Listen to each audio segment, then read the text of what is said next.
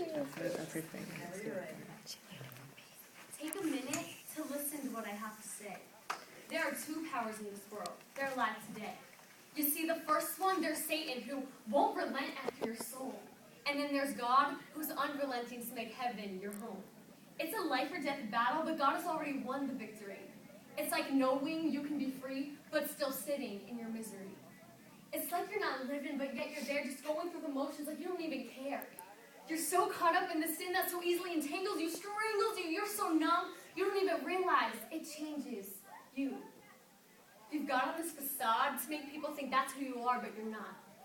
You can only pretend for so long before you start to fall apart, and your very heart is not being controlled by you anymore, but by the one that brought sin into the world from the start.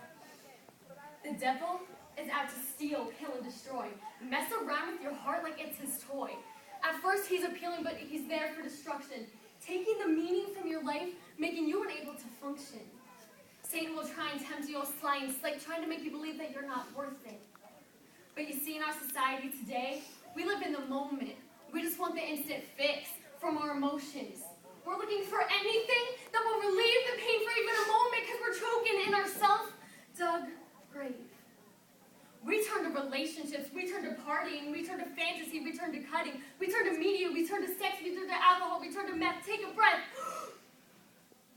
My sons and daughters, why have you forsaken me?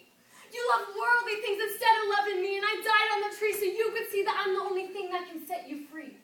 And now I'm alive and I'm coming to revive the broken, bruised, burdened, blind. I'm calling you to righteousness, to a higher level, not to be continually deceived by the devil. I've loved you through your sin. With open arms, I'll let you in, and if you're ready to begin, your life starts now. I've wanted you. I still want you. I'll always want you. So put me in my kingdom first, and everything else will fall into place so you can run the race I set before in order for you to face temptation that may come your way. I'm calling you to be my vessel, without hindrance, to go into your world and save my children. And now that I see that there's no more time to waste, because people are lying, dying, crying to my very soul. It's petrifying. And today, if you call yourself a Christian, you see there's a mission set before us to bring a message of hope. The hope of eternal life that brings joy instead of strife. Life, living life more abundantly. He promises you more than all the worldly pleasures you see. We are to bestow on the lost a crown of beauty instead of ashes.